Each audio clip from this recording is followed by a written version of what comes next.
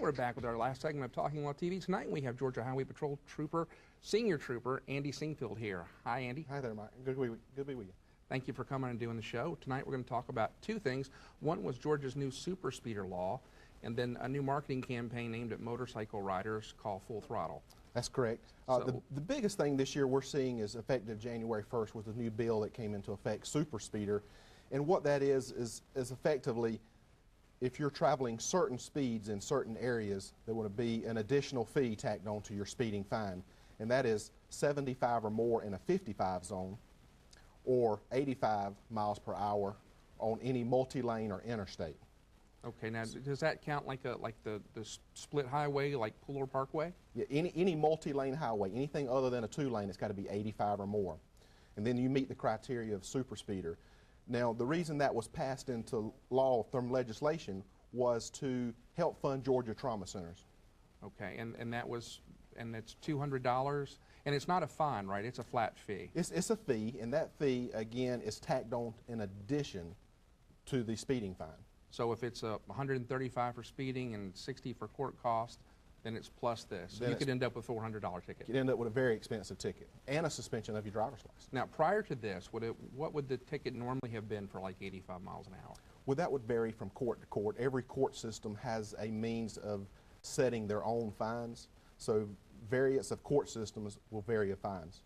And have you seen a lot of these tickets being given out since the super speeder law came into effect? Well, we've given lots of tickets out, but the court dates haven't come up yet, so we're not really seeing how they're being enforced in the judicial system yet. Okay. Do you suspect that they're... let me take your badge off for a minute. And what do you personally think about super speeder? Speaking personally, what I think about it is that it was a good concept, but I believe they kind of missed the mark a little bit, because as a law enforcement officer and working in public safety, I don't think necessarily that our speeders are the most dangerous person on the highway. And I believe we're targeting such a small group of people. You've got someone out there who runs an intersection and disobeys a traffic control device, a light or stop sign, that causes an accident.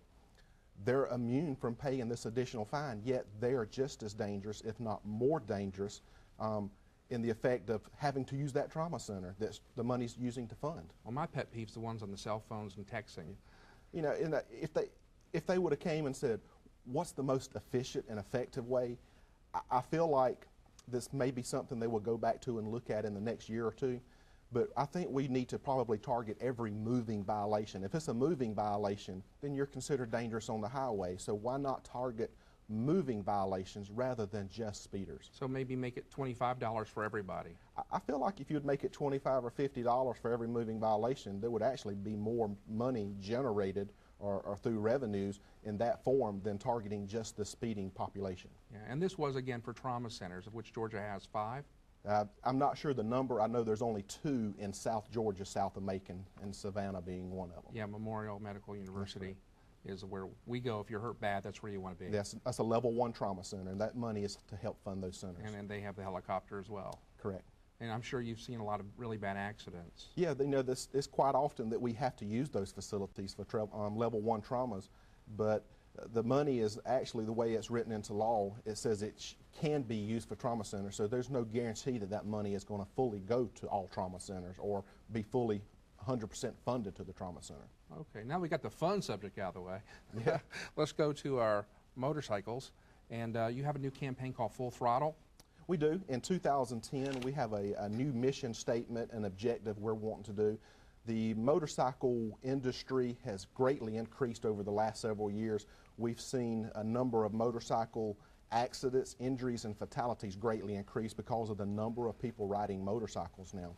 So our objective this year was to try to reach as many people about motorcycles as possible, and we're not targeting just the motorcycle population. We're targeting anybody who's on the highway, because that's who it affects. Yeah, do you think the rise of motorcycle usage has been because of the price of gas for a lot of people? That was a lot of it, the price of gas and the economy. A lot of it is it's been a fad.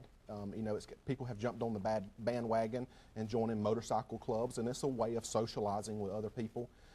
But what we're trying to do is target this large area by reaching our corporate business world, civic clubs, military bases, pretty much anybody that's involved in traffic safety to help reduce these injuries, accidents, and fatalities that will involve the motorcycle world. What are some things that motorcyclists can do to be more visible? Well, you got the motorcyclists themselves have to treat every time like they're invisible. They have to treat themselves as invisible, like nobody sees them. But then the motoring public, we're trying to tell them, if you look for the motorcycle every time, then you're not going to miss the big object like the car or the truck coming at you. Right. And we do have the law where your headlights on. Headlights on, you got to have proper equipment. And the helmet, which we have that some our neighbors to the north in South Carolina don't have. That's correct. And then there's always the controversy over pipes. That's a good one, and one of the biggest questions we get, people say, well, if I'm going to spend a lot of money on a bike, I don't want that nuisance or that noise of a loud pipe. And after interviewing some riders and some dealers, they're telling me the purpose of those loud pipes are so other people can hear them. And now if we can get the motoring public to hear these bikes, then they start looking for them. Yeah, I ride, I have loud pipes, and I just don't want to be hit. It hurts a lot. The next thing is people's ability to see bikes. Any guidelines? I know everybody likes, you have a bike, you want to wear black, you got the leathers and everything's black, but the reflective strips Well, there's such a small population in the motoring public. On the Georgia highways, 1 out of every 250 vehicles is a motorcycle, so it is considered a rarity. And if it's a rarity and it's a small object, we tend not to train ourselves to look for them. So again, the biggest mission statement I can give you is if we look for the motorcycle every time, then we're not going to miss the big objects. So we need to start looking for that motorcyclist. Okay. Well, thank you so much for being here and telling us all about it. And we want to remind our people to watch out for motorcyclists and so forth, because the next one you see could be me.